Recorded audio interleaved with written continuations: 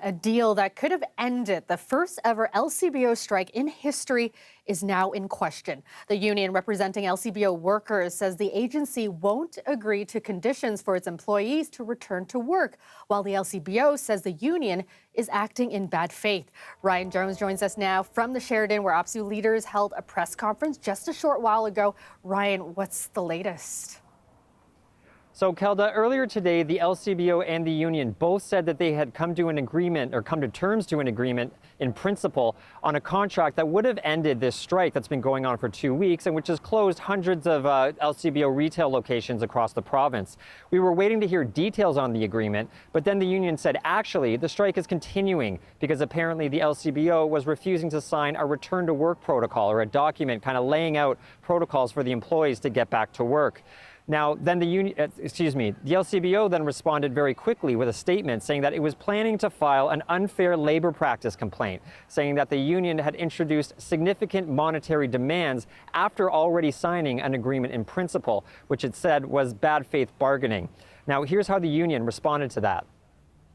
What we did was table a standard return to work protocol that we have used to settle the past 3 strikes that we have seen in our union.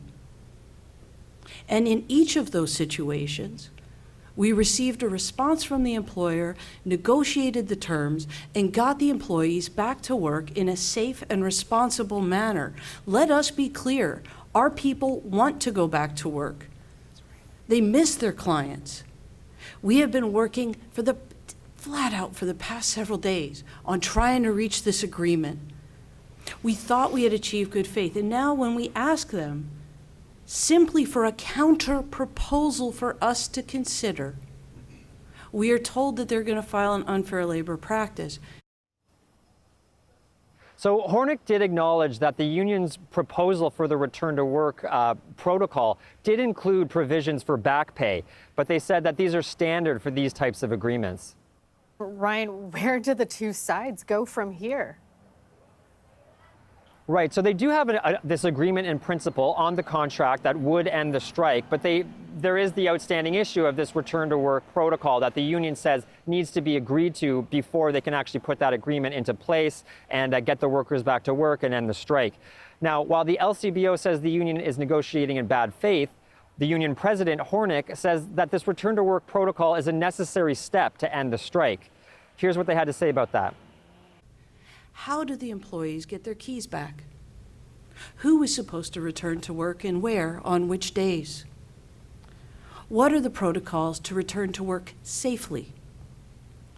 These are all part of an exchange that occurs between employees and an employer in order to settle a strike. This is normally negotiated. A proposal is put across the table, then the employer responds and lets you know what works and what doesn't, and then together you negotiate a protocol that will work to protect both sides.